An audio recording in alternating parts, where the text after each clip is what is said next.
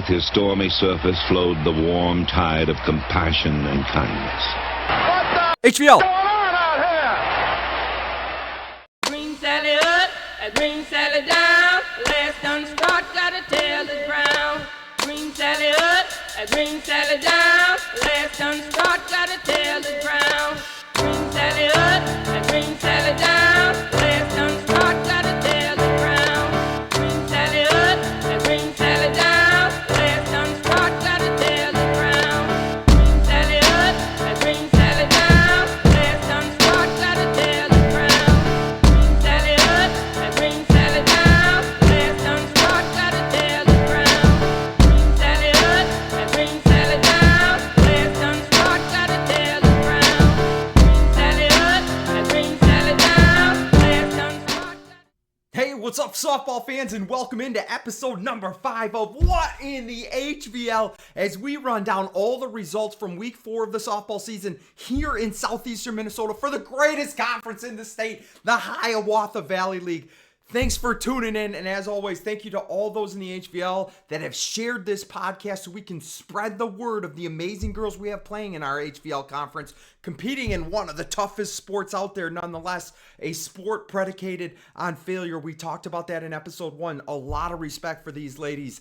I am pumped to be here and ready to get this with softball show on the road one more time, and I better do that because I think we have like 20 games to cover, so let's get right to it. First one out of the gate, April 22nd, you see right here, 6 games to cover. This one first, non-conference game, Byron at Dover-Eyota, and best wishes to my girl, Addie Hansen, on her recovery. The Eagles jumped out to a 4-0 lead after 2 innings. Byron, though, answered back in the top of the third with 3 straight hits. Tally Barons with a bunt single. She would score on Aaliyah's strained ground ball to center field. Then Caden's first ad blasts a double to left, scoring Strain. The Bears would get those 2 runs in the inning, but then it was all Dover-Eyota after that, scoring runs in every inning and taking advantage of 7 Byron errors in the field. The final score in this one, 14-2 Dover-Eyota. Byron, 2 runs on 5 hits, 7 errors. Dover-Eyota, 14 runs on 11 hits, no errors. In terms of Byron, Tally Barons 1 for 3 with a run scored, a stolen base. Leah Strain 1 for 2, run scored, RBI, stolen base. Caden's Firstead, an RBI double for her, like we talked about. Leah Bendex 1 for 2, Emma Clark 1 for 1 with a double. That accounted for the 5 Bears hits. Next up, Lourdes was taking on, I think I said Kingsland before. It's GMLOK in a non-conference matchup, the Bulldogs. Down 1-0, Lourdes would actually tie it up in the top of the third with a Kate Fredericks, easy for me to say, single. She would score on a ground ball by Grace Boyson. Eagles would score another 2 in the top of the fourth, a double to lead it off by Leah Winicke, followed by a single by Amelie Dolman. That scored Leah. Dolman would score 2 batters later on a sacrifice bunt by Grace Carney, making it 4-3 in favor of the Bulldogs. That's as close as Lourdes would get, even after a monster day by Amelie Dolman going 4 for 4 at the plate. The Bulldogs, though, would win this one. 6-4 was the final. That's 2 in a row. My HVL teams didn't get the win. That's just heartbreaking. Lourdes, 4 runs on 9 hits. They out-hit the Bulldogs. 4 runs on 9 hits, 1 error. Bulldogs, 6 runs on 8 hits and 2 errors. In terms of stats, Lourdes, Amelie Dolman, I said she had a big night, 4 for 4 with an RBI, a run scored, and Grace Boyson 1 for 3, 2 RBIs. Leah Winicke 2 for 3 with a run scored, a double. Grace Carney 1 for 2 with an RBI, and Kate Fredericks 1 for 3 with a run scored. Next up, Stewartville took the long trip to Northfield, and I can tell you it's a long trip when you're sitting in the car by yourself. They were taking on the Raiders. Tigers jumped out early on Northfield right away in the top of the first. Kaylee Learman would reach base on an error, then score on a ground ball by Kayla Byrne. 1 in with 1 out.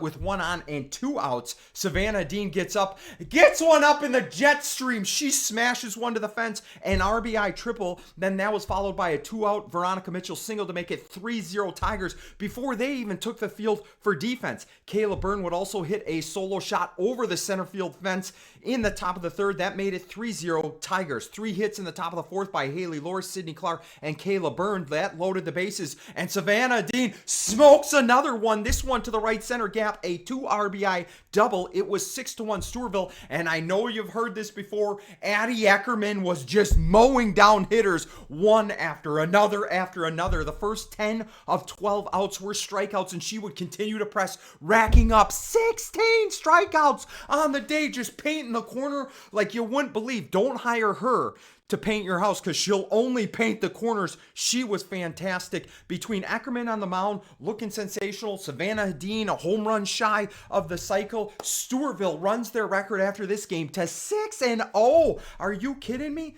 6-0. Stewartville, 6 runs on 11 hits, 3 errors in the field. Northfield, 1 run on only 4 hits, 3 errors. In terms of stats, I told you, Addie Eckerman, the lefty, following up the Dover-Eyota performance with 17 strikeouts. She comes back against Northfield, complete game, 16 strikeouts, only allowed 4 hit and 1 earned run. She was sensational. Savannah Hedin, also starts with an S, sensational. Savannah Hedin, 3 for 4, a home run shy of the cycle. 3 RBIs, a run scored, double, triple, and obviously the single to account for those 3 hits. Kayla Byrne absolutely blistered one to center field, 3 for 4 on the day, 2 runs scored, and that line drive home run over center field. Other girls in the game that had 1 hit each: Haley Lourdes will go left to right, Kaylee Learman, Sydney Clark in the middle, Veronica Mitchell, and Shayla Shavasta.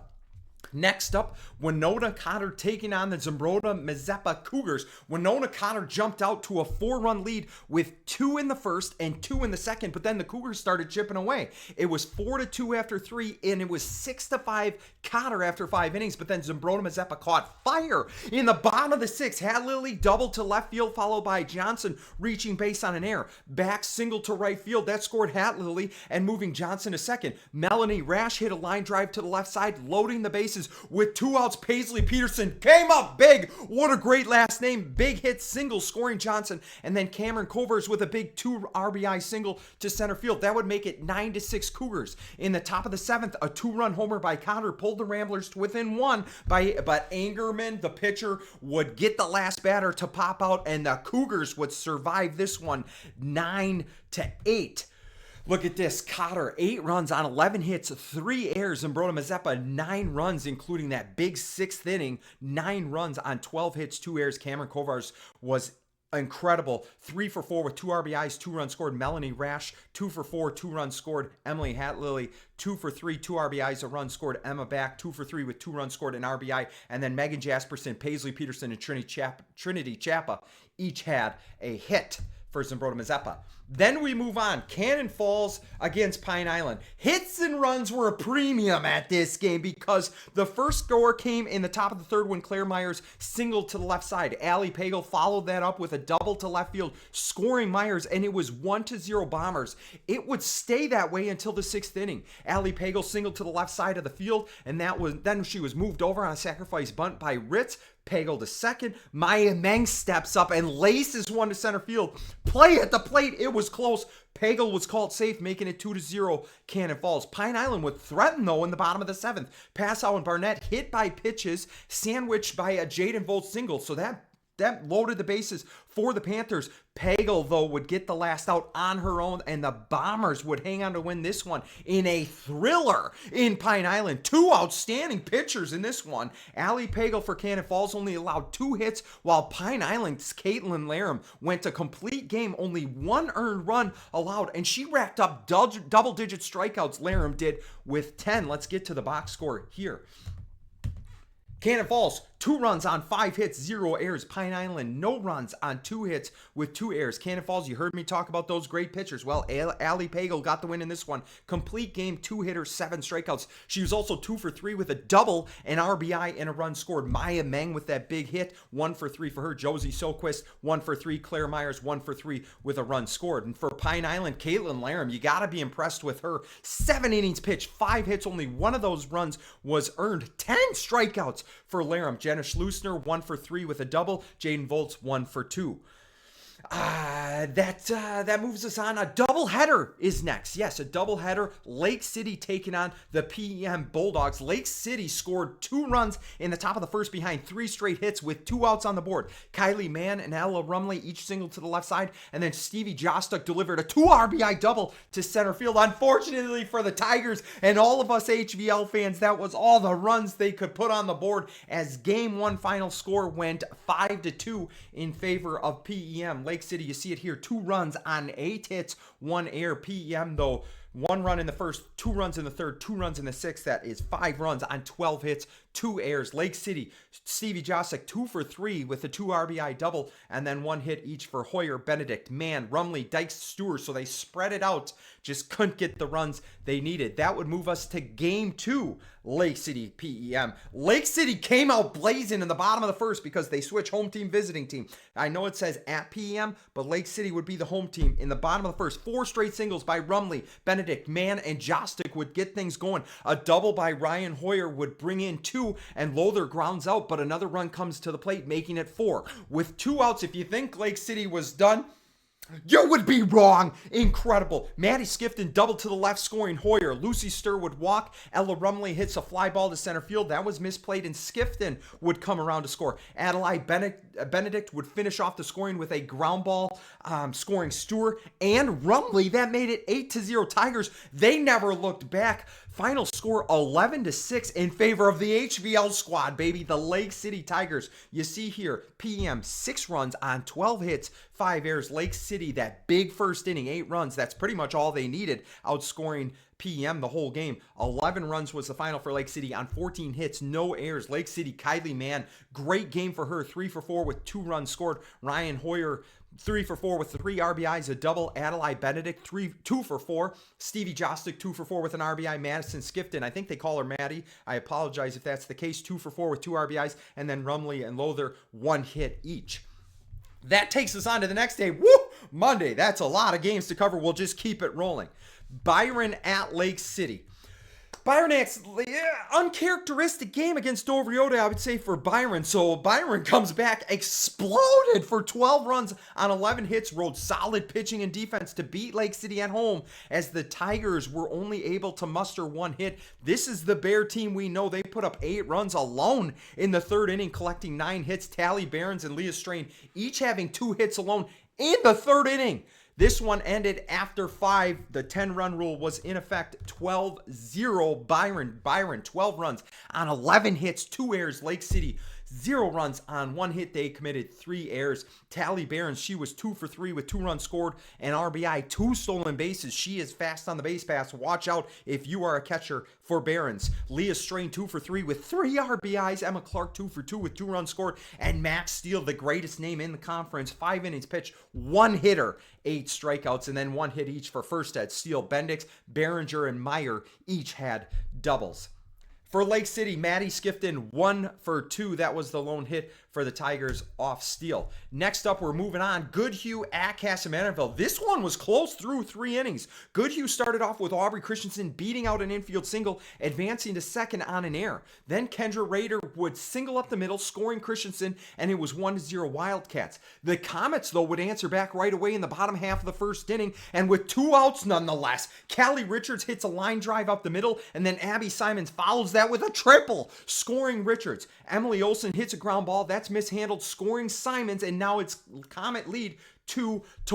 Kasson-Mantorville would explode for 7 hits and 6 runs in the bottom of the 4th inning, including a 3 RBI triple by Allison Gronke, clearing the bases. Fitch laid down a bunt to score Gronke. Richards brought Fitch around with an RBI double to left side. By Emily Olsen.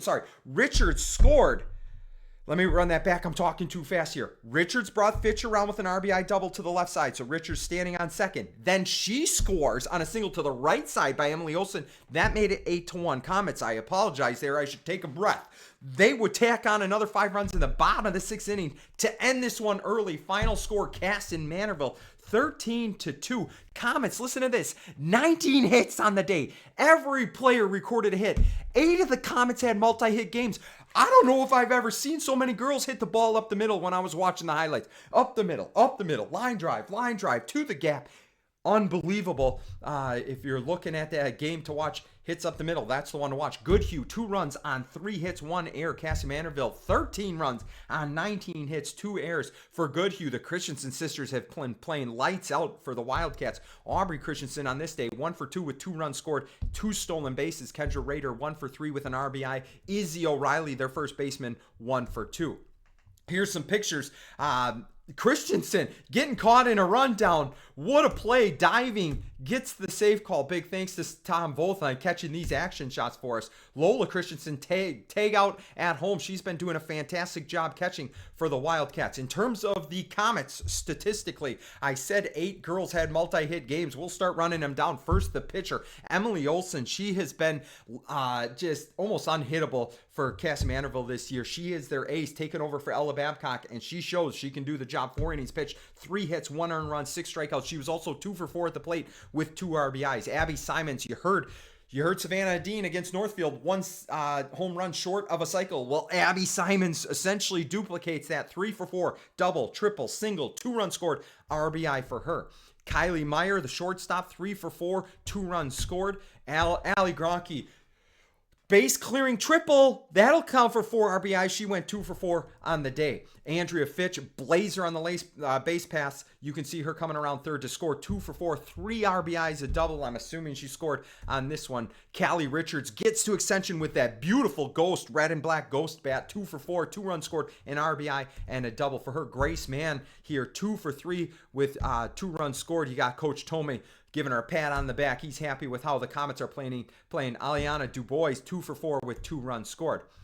That brings us up to Game of the Week, baby! Game of the Week. You know I save these, and I look through all the games, and then I go back and I insert this slide right before the game I'm going to talk about. And we have to talk about, here it comes, Lourdes at Pine Island. It's like these two are made for thrilling games. Pine Island started it off in the bottom of the first. Caitlin Laram singled up the middle, but was out at second on a fielder's choice ground ball by Ruby Severson. Mallory Mulkey would come in to run for Severson, and Jenna Schlusner would get her over to third on a single to the right side, putting girls on first and third with 2 outs. I don't know if it was a first and third situation or what in terms of scoring, but Mulkey would cross home during Kylie Passau's at bat, making it 1-0 Panthers. Pine Island put another run on the board in the second inning with a couple errors on ground balls by the hits were by Jane Volts and Peyton Barnett, or at least the at-bats, I should say, not hits. 2-0 Panthers after 4 innings. Lourdes would tie it up in the top of the 5th, though. Kate Fredericks led off the inning with an infield single. Anna Weineke would then hit one to the right field, eventually scoring Fredericks. With 1 out, Allie Restovich drives one to center, scoring Weineke, and it was 2-2 after 5 innings. In the bottom of the 6th, Ava Pokrant would reach on an error. And move all the way to second base. Tegan Barnett would come up with a big hit to center field, scoring Pokrant, and Pine Island now leads 3-2 after 6 innings. Lourdes comes back. Infield single by Kate Fredericks would start them off. Kate would steal second, take third on a wild pitch. With 1 out, Amelie Dolman would hit a deep enough fly ball to score Fredericks, who was tagging up, and we are all knotted up at 3. In the bottom of the 7th, Caitlin Laram smokes a double to left field. Sophia Polzer follows up with a bunt single towards the first baseline, moving Laram to third. Lourdes intentionally walks Severson, loading the bases. Probably a smart move, creating a force out at home, trying to cut down that winning run. Dolman would get Schlusner to pop up to third base. That would be 1 out. Kylie Passau, though, singles to the right side, scoring Laram, and this one is in the books. Passau with a walk-off single to win it for Pine Island. Final score, Panthers 4-3. Lourdes, 3 runs on 9 hits, 4 errors. Pine Island, 4 runs, including that big one in the bottom of the 7th. 4 runs on 9 hits, 1 error. Lourdes, you get the team picture here. 1 hit each for Allie Restovich, Grace Boyson, Reagan Rowley, and Avery Washniewski. Also big days for Anna Weineke. 3 for 4 with an RBI there. One of our Sticks teammates. Love her. Great girl. Kate Fredericks. You heard her name quite a bit in this montage. 2 for 3 with 2 runs scored and 2 stolen bases. For the Panthers, Caitlin Laram, what another fantastic day on the mound by her. You heard her have to pitch against Byron and held them, in check for a great Bear team. Well, Caitlin Laram, complete game, 9 hits, spread them out though, 3 earned runs, 6 strikeouts, but more importantly, 3 for 4 at the plate with that big double in the 7th inning. a run scored, the game-winning run at that. Sophia Polzer, 1 for 4. Jaden Volts, 1 for 2 with a run scored and a stolen base. Ava Pokrant scored a run. Every one of them counts, and we needed it. Meaning Pine Island. Tegan Barnett, 2 for 3 with an RBI.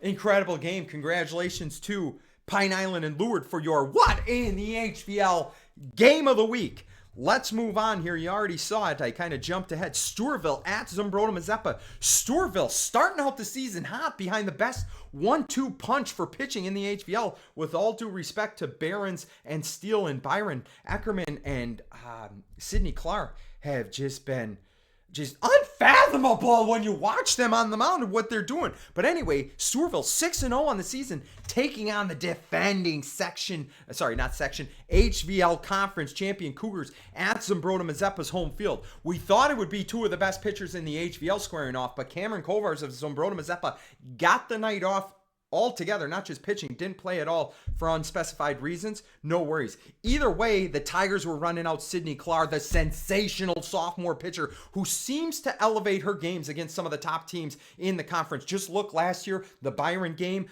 in Stewartville as a freshman going toe-to-toe with the dominant Macy Borowski. Stewartville, it was 2-0, but Sydney Clark, big players step up in big games.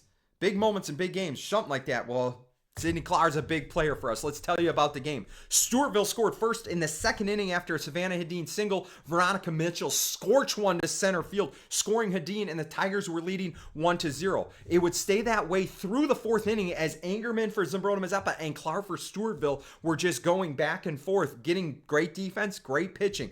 The top of the fifth started off with a bang, and Kaylee Learman was the one lighting the fuse, an absolute rocket to left center for a leadoff double. Sydney Clark would lace a ground ball to left field, putting 2 on with nobody out. Kayla Byrne would then walk, loading the bases. Savannah Hedin hit a fly ball to center field, scoring Lehrman as she was tagging up at third. Veronica Mitchell, who has been playing remarkable this season, hit a single to right field. That scored Clark, moved Byrne over to third. The bases would load up, and with 2 outs, Brooklyn Peterson line drive up the middle, scoring Byrne. That would make it 4-0. Clark continued like my lawn boy outside, mowing down Cougar hitters. She ran into a situation, though, in the bottom of the sixth, got our hearts pumping. Zumbrota-Mazeppa loaded the bases with just 1 out. A lot of noise coming from the high school cheering section from Zumbrota-Mazeppa. They had quite a cheering section, started to get a little bit rowdy, intense atmosphere, let me tell you. But Sydney Clark sat the last 2 batters down with strikeouts by herself. She was pumped up. We were pumped up.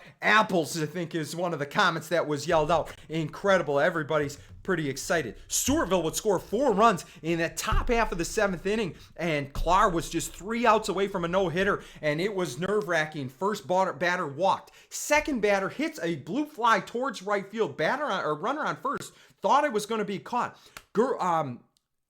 Unbelievable, which is the play you got to make. It looked like she could have caught it. Anyway, 1 bouncer to our right fielder. Addie Ackerman, laser throw to second base. Official score on that is fielder's choice. 1 out. Girl still remains on first. Fly ball to right field. Ackerman catches this one. Comes up throwing as she would double up the girl on first base. And that would do it. Sydney Clark throws a no-hitter against Zumbrota-Mazeppa. And Stewartville wins this one 8-0. Incredible. Stewartville, 8 runs on 12 hits, 2 errors. Zumbrota-Mazeppa, no runs on no hits, commit 3 errors, though, in the field. Sydney Clark, she was unbelievable. 7 innings pitched, no hits, 2 walks, 11 strikeouts. She was also 3 for 4 at the plate, hitting the ball hard, and a run scored. Kaylee Lehrman busted out in this game. Love this picture on the left side. It has like a halo circle around her, probably because she's an angel. Great girl, great attitude. Love to have her on the team. Controls the game. Caught the no-hitter. I think you got to take your hat off to her. If my hair wasn't all messy, I would do that. But at the plate, she was 3 for 4 with 2 RBIs, a run scored, and a double. The princess of TC, if you will. Big game for her. Veronica Mitchell, 2 for 4 with an RBI and run scored. The senior has been playing fantastic. 1 hit and RBI for each of these players. Kayla Byrne, Savannah Hedin, Addie Eckerman, and Brooklyn Peterson. Now we move on to Thursday, April 25th. There's 5 games to run down in this lineup. First one, Goodhue has a doubleheader. The Zumbrota-Mazeppa game, makeup game. Cougars travel to Goodhue. We'll talk about that in just a little bit. First up, Spring Grove taking on Goodhue. The Lions got a Kaufman solo home run in the top of the first to put the Lions up early, but it was all Goodhue after that. 1 run in the first, 3 in the third, and 1 in the fifth, and behind solid pitching by Morgan Rader. The Wildcats of the HVL. Those are our teams. Win this one 5-1. Let's get you a box score. Spring Grove, just that 1 home run in the first inning. 1 run on 4 hits, 6 errors by the Lions. Goodhue, 5 runs on 6 hits, 2 errors. Lola Christensen, 2 for 4, double RBI scored. Aubrey Christensen, 1 for 4, a run and 2 stolen bases. The Twins, good at basketball, apparently good at softball too. Great for Coach Lundak and the Wildcats. Morgan Rader, you heard me say she pitched an incredible game. 7 innings pitched, 4 hits, 1 earned run, 3 strikeouts, and she gets the win on the mound. Emma Voth, she was 2 for 3 with a double, 2 runs scored, this being one of them, 2 stolen bases. Then they move on to the second half of the doubleheader. Zumbrota-Mazeppa, like I said, this was a makeup game due to the weather. This was played in Goodhue. It's kind of misleading. It's played in Goodhue, but Zumbrota-Mazeppa would be scored as the home team. Cougars jumped out fast, 3 runs in the first inning, but Goodhue tied it up in the top of the second, but then Zumbrota-Mazeppa went off on the Wildcats. Cougars scored 6 runs in the bottom of the second, 4 runs in the fourth. Paisley Peterson, Cameron Covers had huge days, each going 4 for 4. And this one went the way of Zumbrota-Mazeppa. 14-4 was the final score. Goodhue, 4 runs on 7 hits, 4 errors. Zumbrota-Mazeppa, 14 runs on 16 hits. After not getting a hit against Stewartville, they were saving them up, and they got them here. 16 hits, no errors for the Cougars. Lola Christensen, 3 for 3 for the Wildcats. An RBI. Aubrey Christensen, 1 for 3. A run scored. Big day for both the Christensen sisters. Emma Voth, 1 for 2. An RBI and a run scored. Sierra Kallstrom, 2 for 3 and 2 RBIs. Beat this one out down the line. Must have been Holland. Lauren Gadian, she's getting held up by Coach Lundak. They're all done. Put the brakes on, Coach Lundak says, as she listens and she locks him up. Izzy O'Reilly, here's a play at the plate for her. That one was going to be a close one. In terms of Zumbrota-Mazeppa statistics, Amelia Anchorman, she's been pitching while Covers is kind of rested the last few games. 4 innings pitched, 5 hits, 3 earned runs for her, 1 strikeout. Paisley Peterson and Cameron Covers, you heard me say they had huge days. Peterson, thanks for representing the last name. No relation, but still representing. 4 for 4 with a double. 4 runs scored, 2 RBIs. Cameron Covers, a double and RBI. Trinity Chappa, 2 for 4 with 4 RBIs. Addie Lifford, the shortstop, 3 for 4 with 2 runs scored and an RBI. That moves us on. Triton at Kasson-Mantorville. The Comets, they racked up 10 hits and 13 runs in just 4 innings of batting. Cara Farnsworth was fabulous on the mound, only allowing 2 hits as Kasson-Mantorville controlled this one from start to finish. 13-0 was the final score.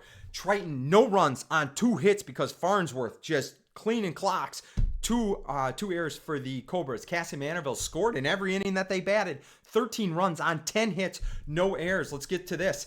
Cara Farnsworth, 5 innings pitched, 2 hits, 5 strikeouts for the right-hander, 1 for 3 at the plate. Callie Richards, this looks like a girl you don't want to mess with. And at the plate, she shows it, 2 for 3 with 3 RBIs, both of those hits being doubles. Andrea Fitch, 2 for 3, 3 runs scored, RBI. What a great slide to the back of the base here. I saw the action shots. I probably should have included them all so you could see step by step as she slid around the backside of the base. Fitch, a fantastic senior for the Comets. Emily Olsen, big day for her. She wasn't pitching, but still contributed. 2 for 3 with 4 RBIs and a double. Allie Gronke had that huge game earlier in the week. Well, she was 1 for 2 with 3 runs scored and an RBI. Kasson-Mantorville, another win. What are they now, like 7-3 or something? They are playing very well. Byron at Pine Island. This one was a pitcher's duel. Caitlin Laram of Pine Island and Tally Behrens of Byron were battling all day long. Each pitcher only allowed 3 hits through 7 innings. The only runs in the game really came in the top of the second. Hattie Mathry, the catcher, hit a 2 RBI single, scoring Bendix and Clark. And Behrens pretty much said, "Don't worry, ladies. I'll take it from here." She racked up 15 strikeouts for the left-hander. Behrens, final score, Bears win it 2-0. What a game, though. Byron, 2 runs on 3 hits, no errors. Pine Island, no runs on 3 hits, 0 errors. Caitlin Laram, 7 innings pitched, 3 hits, 2 earned runs, 9 strikeouts. That's another one that Laram, How about the game she had? Incredible, just keeping it close. It's crazy. She is underrated, I'm telling you. And then went 1 for 3. Sophia Polzer 1 for 3 at the plate. Lauren Elsmore 1 for 3. In terms of Byron Tally Barons, wow, 15 Ks, 15 Ks out of the 21. She only let the other players play for 6 outs. Are you kidding? That's still a great teammate, though. Picking it up. 7 innings pitched, 3 hits, 15 strikeouts. She gets the win. Leah Strain, 1 hit. Leah Bendix, 1 for 3. Run scored. Hattie Mathry, you heard the RBI, 2 RBI. I believe it was a single, so she was 1 for 2 on the day. Next up, Lewiston-Altura at Lourdes. Lourdes out-hit the Cardinals 8-7, but Lewiston-Altura was able to string them together when they needed it. Took advantage of 6 Eagle errors. No, the HVL loses this one. 8-5. All 8 runs that are scored for Lewiston-Altura unearned. Gotta be a tough pill to swallow for the Eagles. 3 Lourdes girls had multi-hit games, and Reagan Rowley came on and relieved, pitched a perfect 2 innings. All 6 batters retired in a row, 4 of those by strikeout by Rowley. Here are the statistics. Lewiston-Altura, 8 runs on 7 hits, no errors. Lourdes, 5 runs on 8 hits, 6 errors. For Lourdes, Allie Restovich, 2 for 4 with an RBI. Leah Winicky, 2 for 3 with an RBI. Grace Carney, 2 for 4. Those are the 3 girls that had multi-hit games. Anna Winicky, 1 for 5 with a run scored. Amelie Dolman, 1 for 1 with 2 runs scored. She started the game out 5 innings pitched, 7 hits, 8 runs, but 0 of those are earned. 4 strikeouts for her. And then you heard Rowley come on in relief, 2 innings pitched, no hits, no runs, 4 strikeouts, 6 straight batters, up and down for Rowley.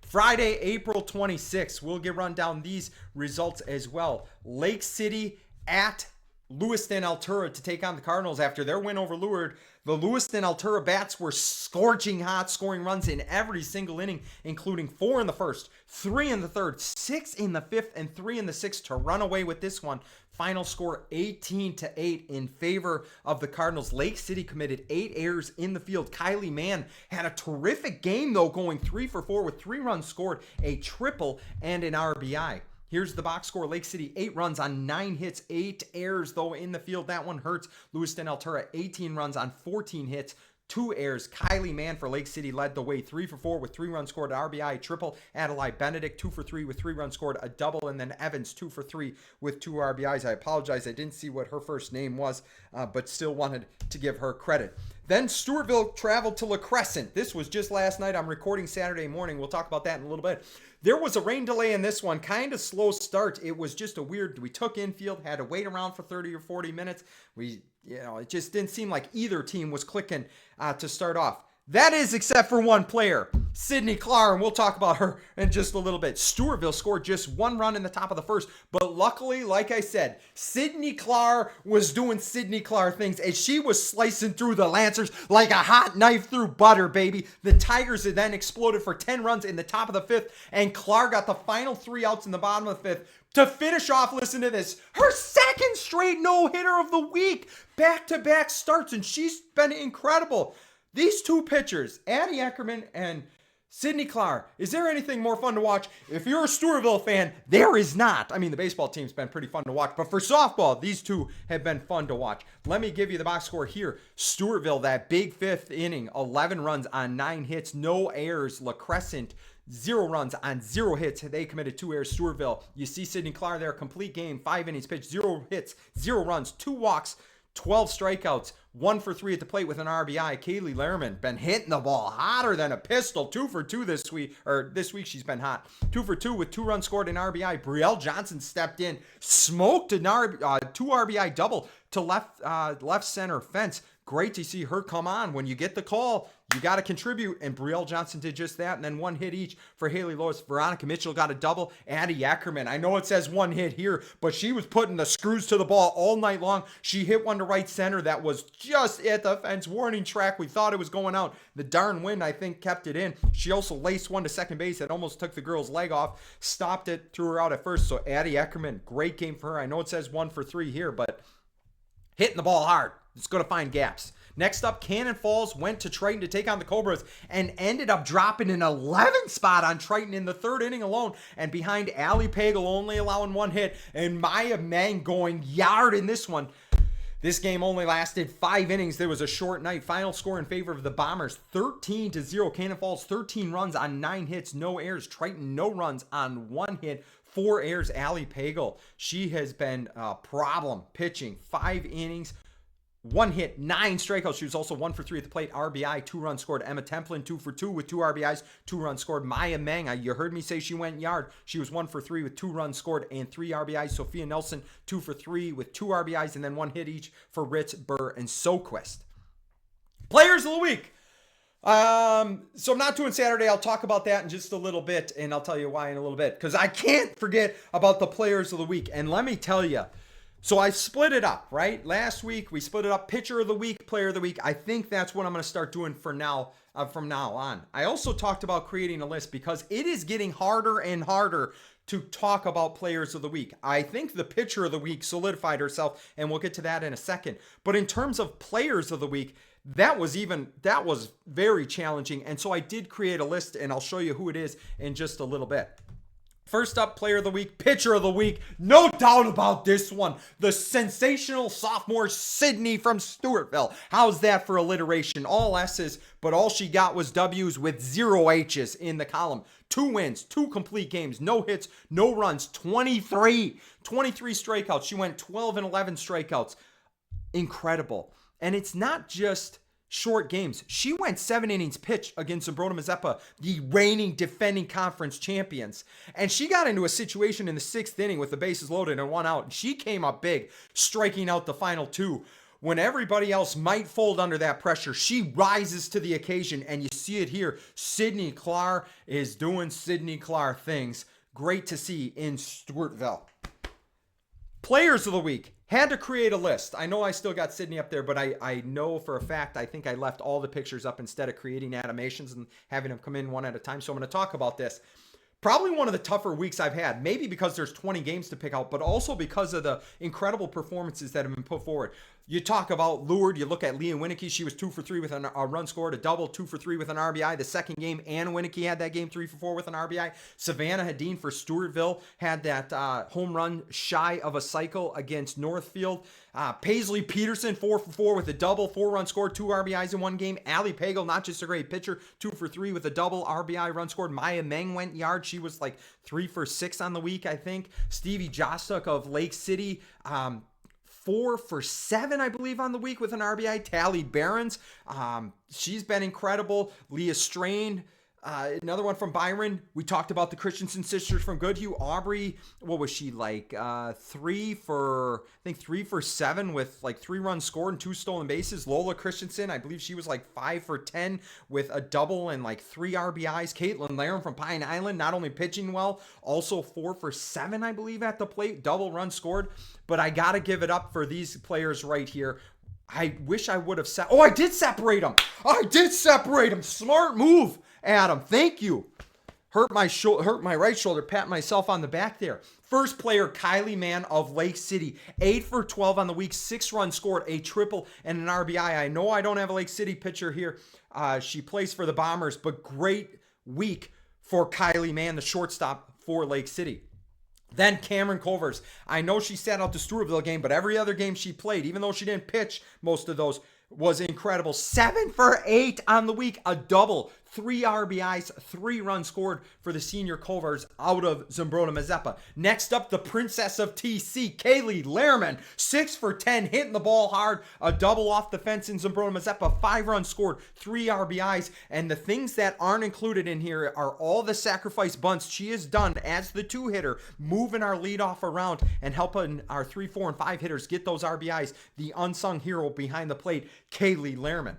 Then you have Emily Olson. We've known her to be a fantastic pitcher, but this week at the plate, 5 for 7 with 6 RBIs, a double, and let me tell you, you think picking the players of the week was hard? Try to pick just one Comet this week. Abby Simons, 3 for 4 with a double, triple, 1 home run shy of the cycle. Kylie Meyer, 3 for 4 with 2 runs scored. Allie Gronke, 3 for 5 on the week, a triple, 5 RBIs, 3 runs scored. Andrea Fitch, 4 for 7 on the week, 4 RBIs, 4 runs scored, a double. Callie Richards, 4 for 7 on the week, 3 runs scored, 5 RBIs, 3 doubles. I mean, just put any of those Comets in this spot. But I went with Emily Olson just because She had the most hits, I think the most RBIs. I know Richards had more doubles, but we gave it to Olsen. I hope Kasson-Mantorville, the Comet country, is okay with that. But I do want to give a shout out to all those Comets that played fantastic this week. It was tough to pick just one Kasson-Mantorville player. They have been playing very good for Kasson-Mantorville.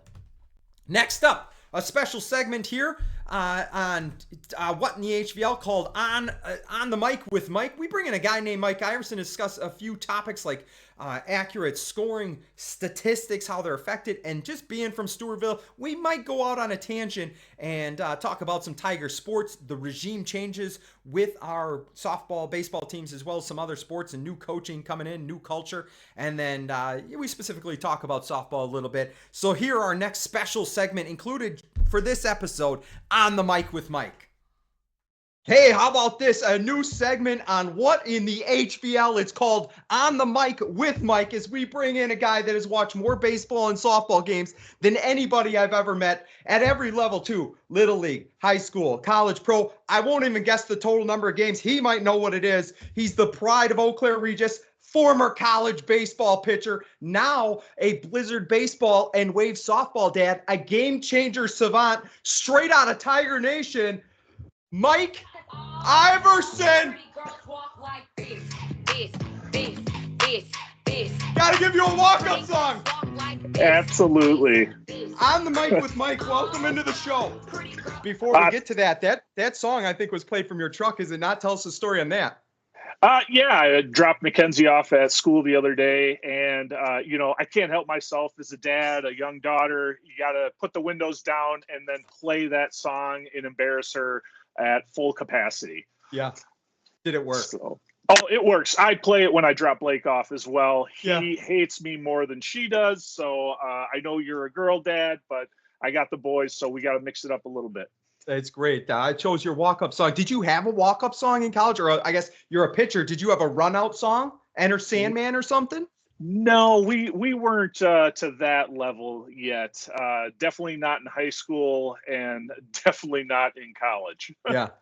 So I brought Mike on because this guy is a by-the-book scoring machine for Game Changer. And what better guy to bring on than a local expert for scoring baseball and softball games? Because that's what this segment's going to be on. I think the first thing we need to address is the tweet that went out. If you're living under a rock, I can read it for you if I bring it up here. It was to make sure that everybody's on the same page. If you didn't see it, a reaction or two that may have resulted, I'm going to read it for you so that we're not,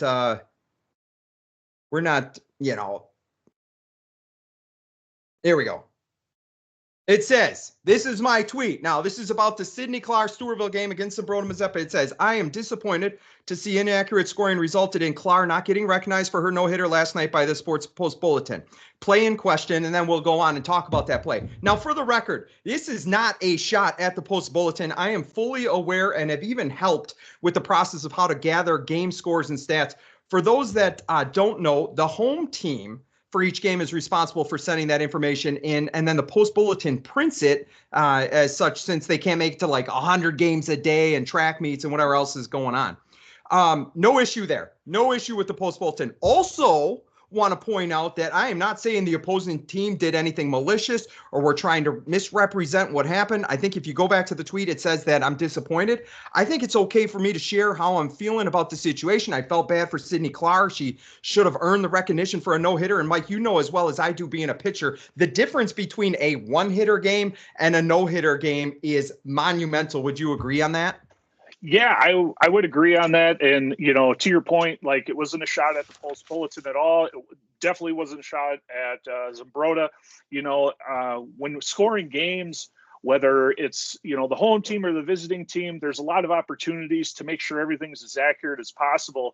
And in that instance, like you said, I mean, you got Sidney Clark, you got Stewartville, who's having a heck of a run to start the season. And, you want to celebrate a no-hitter. And it's one of those things, you'd like it to be recognized, especially on that same night. The boys team threw a no-hitter in Stewartville. So you're like, wow, how often does something like that happen? Mm-hmm. So I was a little surprised, the next day to see, it was marked down as a hit. Yeah. So we can get into the play in question and have some discussion.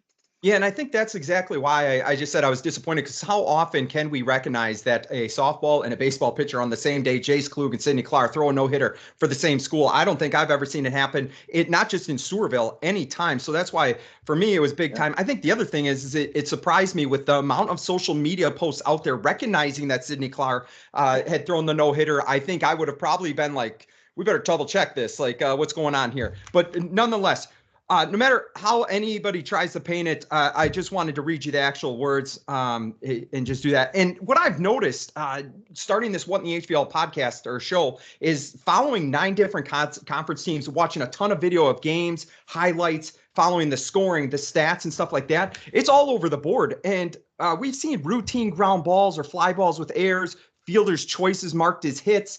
We've seen players airmail a throw into right field or center field marked as hits. Stolen bases on first and third situation where there's no play at second marked as stolen bases. And again, all those stats. I'm not trying to hammer the people that do the scoring, because it is tougher, and especially if you're not aware of it. And that's what this podcast hopefully is going to be about, at least today, this show on the mic with Mike. But all those stats add up and ultimately give a skewed view of a player or a team's actual performance. And unfortunately, that can lead to postseason awards going the way of the players that are benefited by the more favorable scoring style, if you call it that, giving a lot more hits out than actually take place. But that's the tough part. Mike, you know this as well as I do with baseball and softball. There's a little bit of subjectivity to it. With basketball, the ball goes in the hoop. It's 2 points, it's 3 points, it's a free throw, whatever. It's pretty standard. Where in a baseball game, you're talking about, hey, hard hit ball. Is that a hit? Is it an error? Like, what do we want to do? And that's what this segment is for, that maybe we can start a conversation, learn from each other, because, I text others all the time, including this guy on the screen right here, just asking for feedback. Hey, how would you have done this? How would you have done that? Just making sure that we try to get it as accurate as I can. At games, I talked to Tony Learman, for his feedback, because you can ask my wife, Mike, I am wrong a lot of times. So I just want to clear up. What are your experiences based on that? The variability with scoring, and, some people that are really familiar with it, like yourself, that actually is a resource for other high schools that ask you about certain tough plays to score. What's your, between the Blizzard and all the other sports that you've kind of kept stats for, what's your experience with the game changers and the broad spectrum of people that do the scoring? Yeah. To your point, I follow a lot of game changers. I have about 200 teams in my phone that I follow on a regular basis. So the amount of games that I actually keep a pretty steady eye on is pretty monumental. But just to put it in perspective, we're just going to keep it simple here. If you have 60 at-bats for a high school season and you're 20 for 60, that's 333. Yeah. If 3 plays or 4 plays are marked inaccurately, all of a sudden you're a 400 hitter. Mm-hmm. There is a big difference between 400 and 333. And I'm not trying to take away from everyone. I get it. There's some judgment plays in there, but it's more of a chance to, when you see something, it's about educating and about learning how to score the plays, learning how to know the difference between a base hit and a fielder's choice, or my favorite, the first and third situation, having kids that all catch. You know what? Yeah. That's not a stolen base when that person goes. It's called, most of the time, defensive indifference. We're letting them take that base so the runner at third doesn't take home. Yeah. And it's just opportunities to educate. I would say the hardest plays that are more subjectivity are the pass ball, wild pitch. Those I'm a little more lenient on, but, infield pop-up, ground ball, 5-hole between the legs, those aren't hits. Putting the ball in play is not a hit. Yeah. You got to earn it. And, when you're talking about postseason accolades or awards or all conference, all area, all district, anything you want to get into, a lot of times they're in similar boats as we are. They can't see every game, so they're relying on accurate statistics to tell the story. And in instances, I have people that reach out to me all the time. What would you have scored on this play? Watch the, hour and 5-minute mark on our game. And I'll go into it and I'll be like, and then I have people like, well, how do you edit game changer? A tip for anyone out there that's scoring games, if you go back into and resume scoring of a game that's over, as long as you're an administrator of it, there's an edit option. You can go in and change these things after the fact. And that's why it's always great when the games are done. Your book should match the other team's book, because both sides are keeping it every time. So, there's a lot of, like you said, everyone's going to have an opinion about, a diving play and that sort of thing. I don't argue that. Yeah. I argue the routine stuff. Yeah. Yeah, exactly. And I like what you said, because we were playing Dover-Eyota and I was keeping Game Changer, and there was a certain hard hit ground ball to the shortstop. And I had started thinking, gosh, was that an error, or was it hit so hard that it should be labeled a hit? Just reach Chad Foster, Dover-Eyota guy I talked about on the last episode. I just said, hey, Chad, how would you score that? He said, that's an error. And I said, yeah, that was kind of the way I was leaning, but I wanted to make sure that we were on the same page. And if he wasn't there, I probably would have asked a couple people behind me and just kind of got a consensus. So I'm glad you say that. It should match up. It should be pretty close. Yeah, it should be pretty close. I mean, I do give some grace when I look at stuff, but like you go into some box scores and you're like, wow, they haven't committed an error all season. They must be an all-star team. And then you see a game and you're like, well, I saw 5 errors in that game.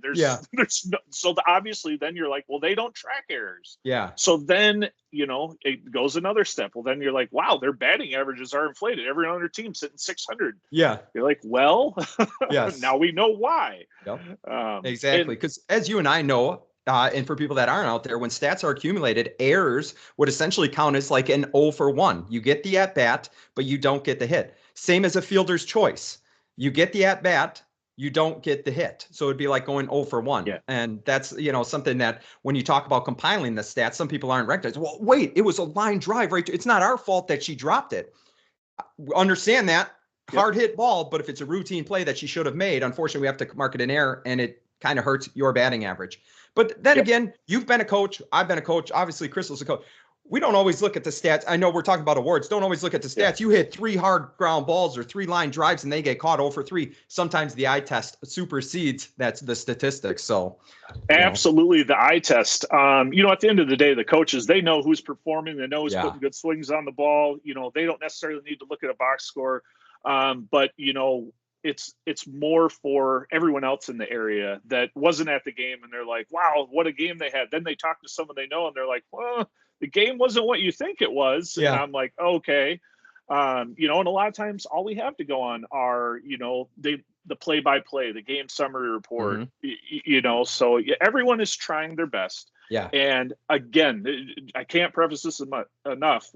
We were never taking a shot at Pulse Bulletin. No. By any means. No. But the play in question, ground, a blooper out to right field. Yeah, let's talk about it right now. Yeah, you got a runner on first base, blooper out to right field.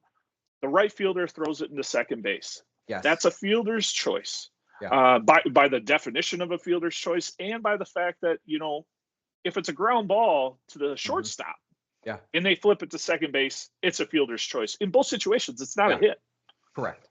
I get it. You know what? If the girl beats it out at second base, it's a hit. It's a hit.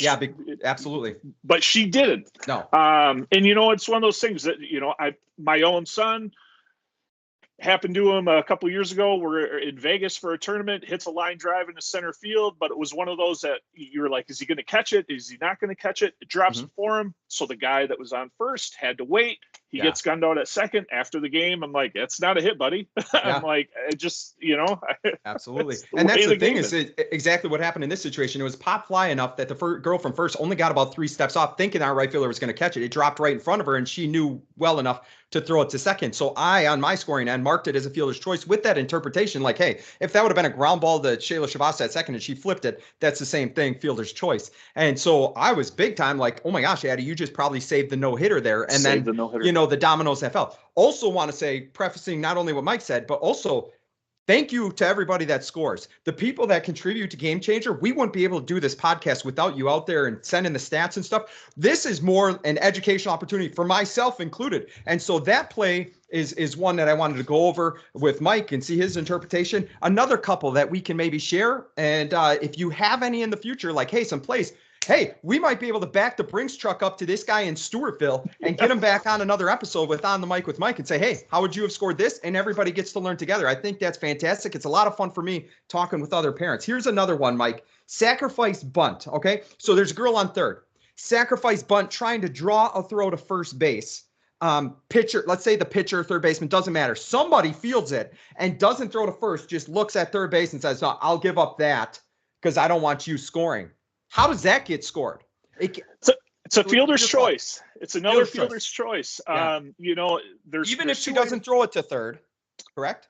Correct. Yeah. And the reason why it's a fielder's choice is, one, in order to get a sacrifice bunt, you have to give yourself up. Mm-hmm. And in that case, when you give yourself up, it allows a runner to advance a base. Yeah. And in this instance, with a runner on third, I get what they're trying to do. It's a genius play. It happens all the time in softball. Mm-hmm. But they're not giving themselves up. So just because you reach first base doesn't mean you got a base hit. It was the fielder's choice not to throw you out. So in that instance, you're 0 for 1. You're not 1 for 1. Yeah. And I know that breaks a lot of hearts out there and stuff, and I get it. But that is a fielder's choice.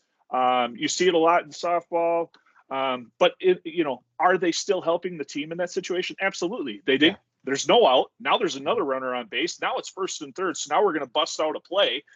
There's a lot that happens there. So and that's one of those, in football, you got the linemen. There's things that you don't see in a box score and that sort of thing. That's a play that you're not going to see in a box score, but it means so much to the team because it opens up, everyone's looking at their wristband. What's coach going to call on this next play? Yeah. And that's exactly what happens there, but not a base hit. Yeah.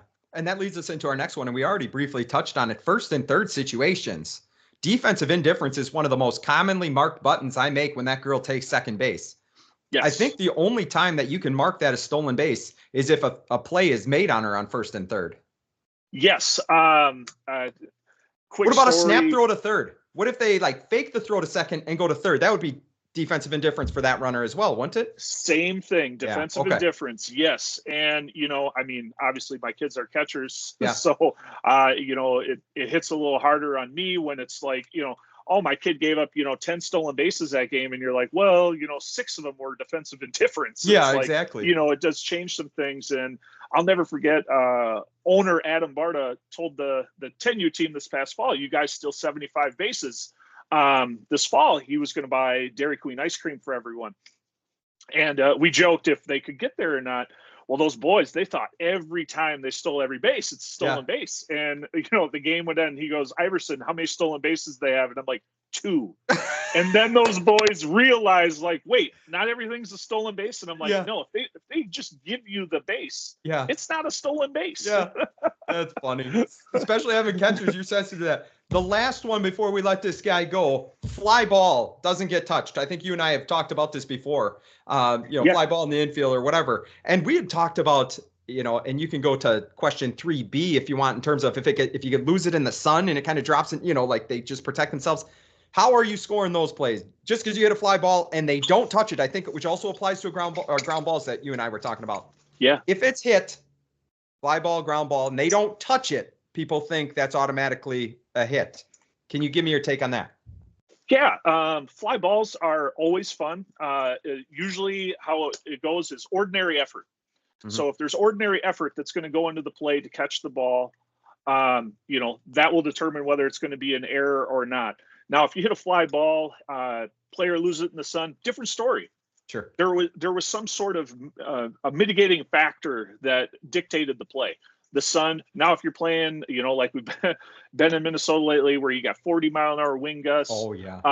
The wind's going to play a factor, and the ball's going to blow away from you, or in some cases, it just blows out of the park. But on those infield pop-ups, if 4 people are converging around the ball, and it's someone's ball, and it just lands between all of them.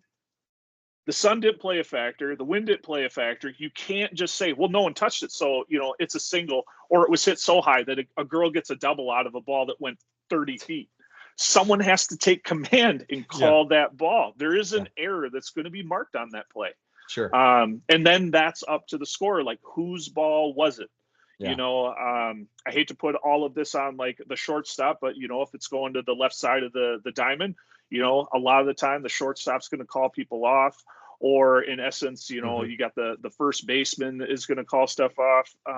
But yeah, it's going to be a judgment on who you assess the error to, but in some of those instances, it's not a base hit.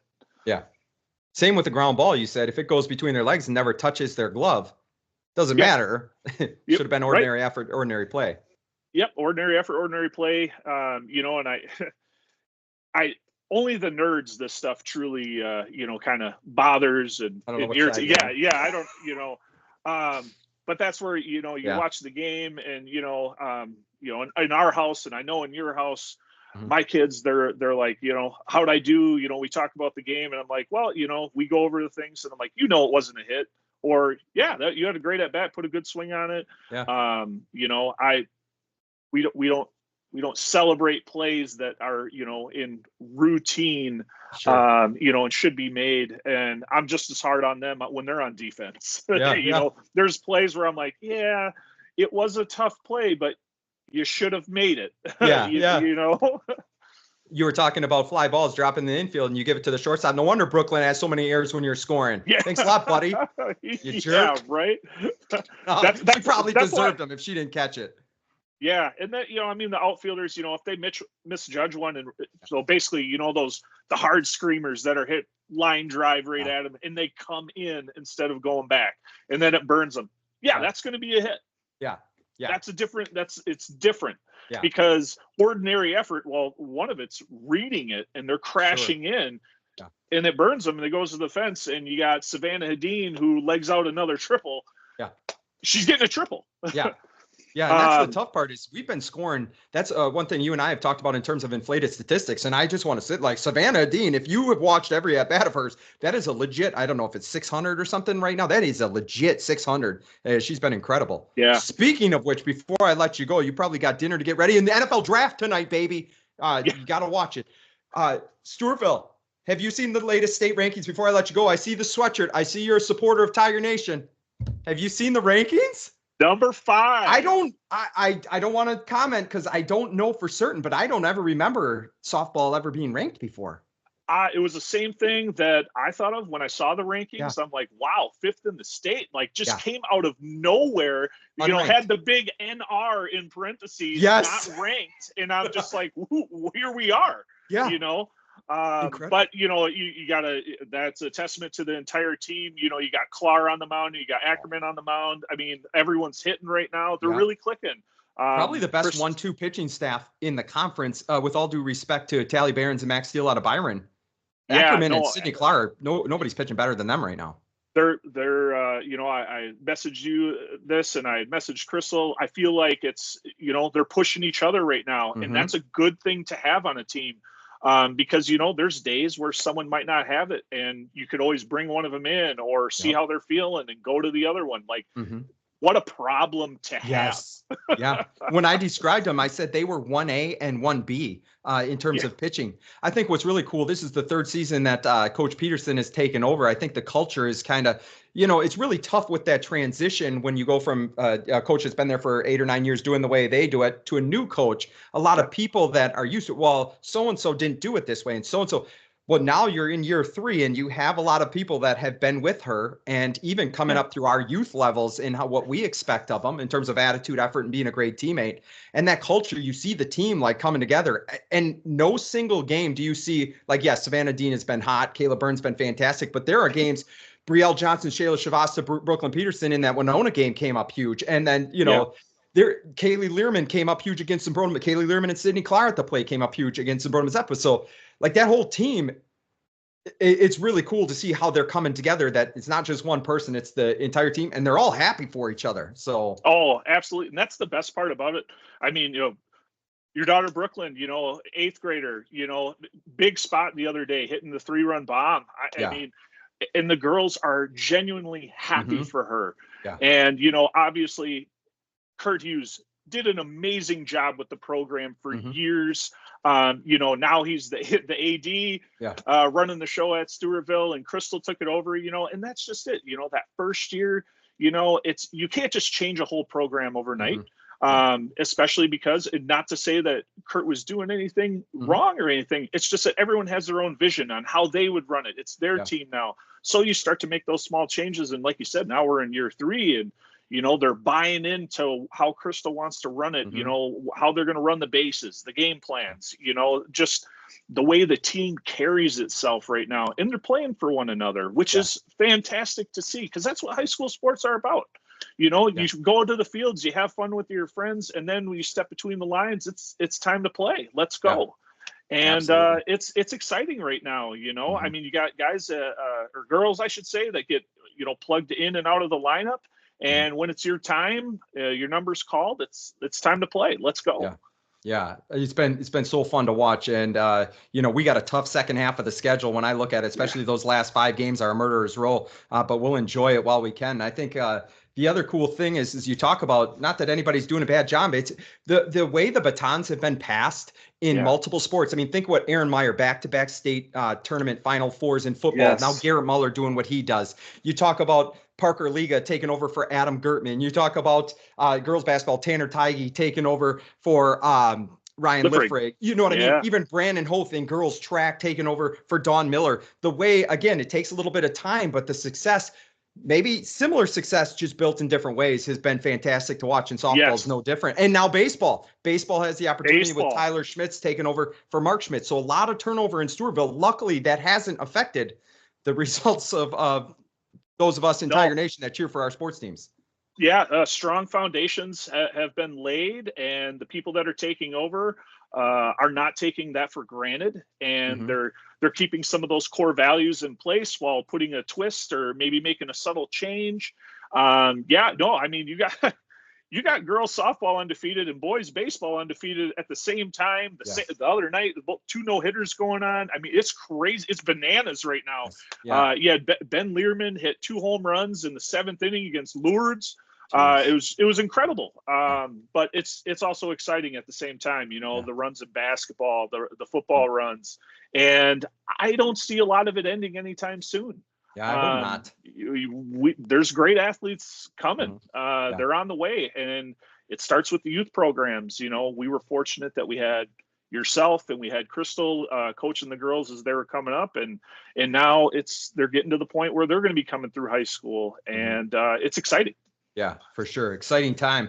We're going to let this guy go, though, so that he can probably get dinner started. Otherwise, Andrew's going to be upset for me taking so much time. If you guys have any questions on scoring or anything that you want me to pull this guy back on in a future episode and talk about, On the Mic with Mike, we're calling it. It's actually from Bad Boys 1, if you've ever watched it. He answers the phone, Will Smith, On the Mic with Mike. And I was like, ooh, that would be perfect segment for this. But it's a great opportunity for us to just open the conversation and willingly admit, myself included, like, hey, how would you have scored this one? Or learning about the game is one of the things that I enjoy. No matter how long we've been around it, there's always something to learn or a new situation that happens. And if you want to send them in, you know, Tiger Nation and Beyond at gmail.com is how you can get a hold of us on this What in the HVL podcast. And if you have any questions for my man Mike here, you just please send them on. We'll compile them and run another episode sometime for you. Mike, thanks for joining. First time debut. You nailed it, buddy. Thanks for having me, Adam. Appreciate all that you do for everyone in southeastern Minnesota and beyond, and especially every sports team there is. And I can't say enough thank you to you. And again, it's all about education. I'm not perfect by any means. I guarantee you I've made a mistake before. You know, I've made one in 10U the other day, scoring the game. So it happens. But any questions, reach out. Adam's a great resource, and he'll pull me in if and when needed. when needed. So that's all we got on the Mic with Mike here in What in the HVL. I'm going to be right back to finish up episode number 5 as we'll break down what's to come next week in softball in the Hiawatha Valley League. Stay tuned. That was On the Mic with Mike. Big thanks to Mike Iverson for his time and being willing to record that part of the episode for us. Moving on. What's to come this week for games? Let's get it going here. Week ahead. I know that this might not be the most up-to-date because there were some games rescheduled, but this is my master schedule as it sits now. If you have any adjustments, please shout them out to me. 2 games on Saturday. 5 games on Monday. I said that I'm not doing Saturday's games. The reason I'm not doing Saturday games, I'm recording right now on Saturday morning because in about 30 minutes, I got to head to the Stewartville game against, who are we playing today? Faribault. Then I have to work at the hospital from 3 p.m. to midnight. Then I got to wake up early tomorrow morning and go to a JO volleyball tournament all day on Sunday. So I apologize to all of you that I can't run down those 2 Saturday games. I hope you're okay with me including them in the next week. So you see 2 games on Saturday, which is today, 5 games Monday, 3 on Tuesday, 3 on Thursday, 2 on Friday, and 1 on Saturday. That's what we'll try to run down in next week's episode. I think that's all I got for you here. I do want to thank all the teams, the parents, the coaches, the booster clubs, the players who've supported this podcast. They've shared it onto social media, have sent it out to all their friends so that we can get the word out on all the amazing players that are in the Hiawatha Valley League for the sport of softball. We have just incredible players. We have amazing teams, and my interactions with the coaches that have been emailing me stuff has been superb. So I do want to give them and the parents and the people sending me pictures, making it a lot easier. Thank you so much. I really, really do appreciate it. Like I said in episode number 1, this is a team effort. Just like softball, this is a team effort. I know I'm in front of the camera, but a lot of people behind the scenes helping me out. The people taking pictures that don't get enough credit. The people doing Game Changer, getting the stats for me, putting it up. Thank you so much for all of you. I couldn't do it without your help. If you have anything you want to add to this podcast, pictures, stories, stats, you can always send them to me at tigernation@gmail.com. That's tigernation@gmail.com. I apologize for the long episode, but I think this is the most jam-packed week of the entire season, and I hope you were okay with it. Thank you for tuning in. Thanks for all the support and all the energy that you provide me. Thanks to all the girls for providing the action of the sport that we all love here, the sport of softball. I think that's going to do it. I hope to catch you next week in episode number 6 for a full roundup of week number 5 games. But I think that'll do it. Episode number 5 of What in the HVL is in the books. I hope we hit it out of the park like a lot of the girls we see out there. That's going to do it for me. I'm Adam Peterson for What in the HVL. I hope to catch you out at the fields. Take care, everybody.